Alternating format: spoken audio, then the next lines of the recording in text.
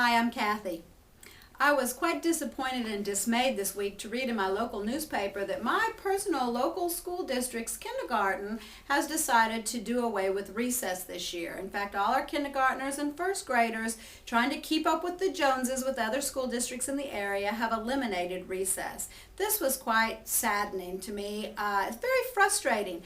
Recently, I was at the American Psychological Association convention in Toronto, and one of the big issues that psychologists are grappling with today is this issue of play. And in fact, in our professional publication, the Monitor on Psychology's most recent issue, the headline actually is Play in Peril. There's a big concern among psychologists about what we're doing in getting rid of playtime with children. There's really no research to back up what schools are doing in giving up recess in favor of time for more time spent on reading and math, direct instructions, worksheets, computer times.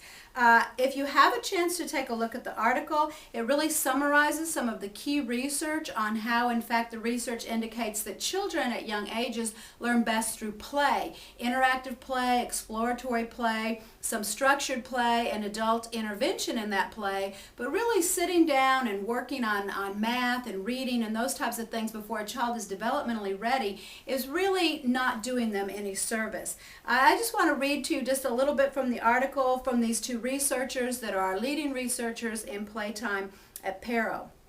The trouble, they argue, is that parents and educators are ignoring decades of evidence that young children learn best through active exploratory play rather than through direct lecture-style classroom instruction, flashcards, and push-button computer learning toys that can push them to memorize facts that they're not cognitively ready to understand.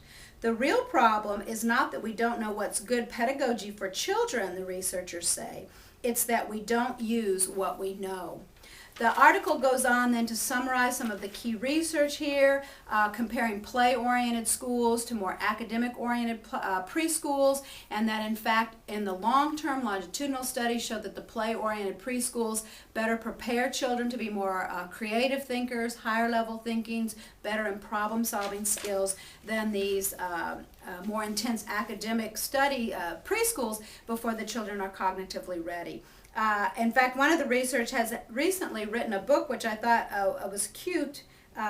Einstein never used flashcards. So if you're interested in looking at some of the research that really is supporting play for children and seeing developmentally when it's time to move from more random exploratory play to more of the sit-down, direct instruction in math and reading, you might want to take a look at the most recent issue of the Monitor, and it does a nice job summarizing the research. You'll also find quite a bit of it that I've covered in newsletters over the last couple of years on this issue, and you can find all that at brains.org.